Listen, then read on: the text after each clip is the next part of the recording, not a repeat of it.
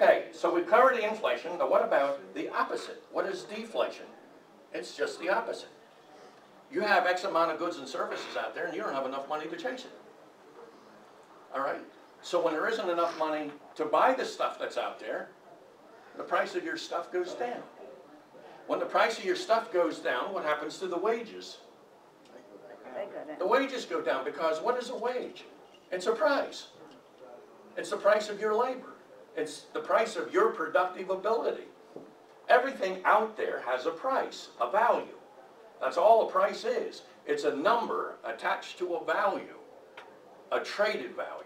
We all create values that we trade with each other. All right, so when there isn't enough money to go around, okay, you have something you're selling for $1,000, but nobody's got $1,000. So what do you have to do with, if you want to sell that, what are you going to have to do with the price? It's going to come down. Now when the prices come down, the wages go down. And then you have a downward spiral. When that happens, you have an economy that's imploding on itself.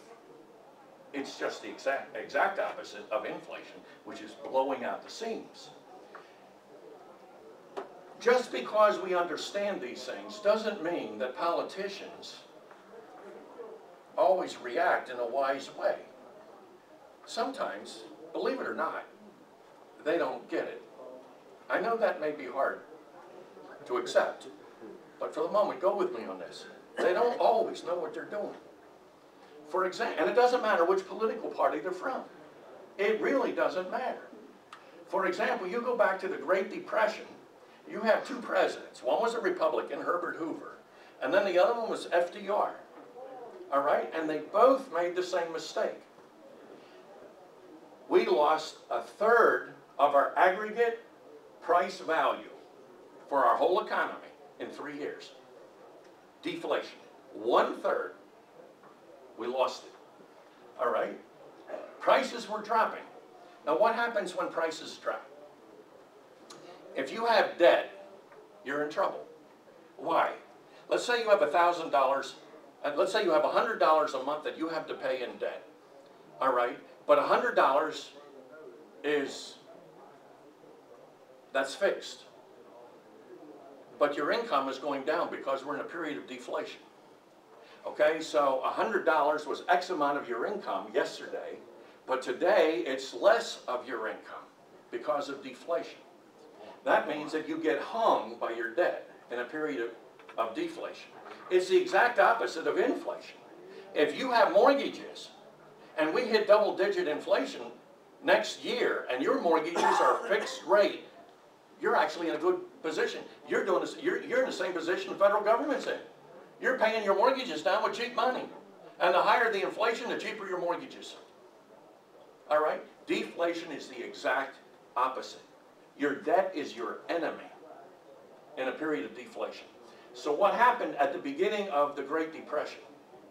For humanitarian and or political reasons, both Herbert Hoover and FDR said we are not going to lower wages. Because if we keep the wages up there, okay, they're going to be able to afford to buy things. Okay, well, if you force the wages to stay artificially high, what do employers do? Fire. They can't meet payroll. So they lay off. They fire employees. So these well-intentioned, politically motivated decisions by both Herbert Hoover and FDR actually exacerbated the Great Depression. And later, when historians look back, they said they made everything a lot worse because of possibly well-intentioned. Who knows with politicians? Maybe it was well-intentioned, maybe it was politically motivated. But what, you know, I mean, you tell people you're going to keep their wages. These people are not economists. They don't understand what's going on. So yes, my wages are going to stay the same. And tomorrow I get my pink slip.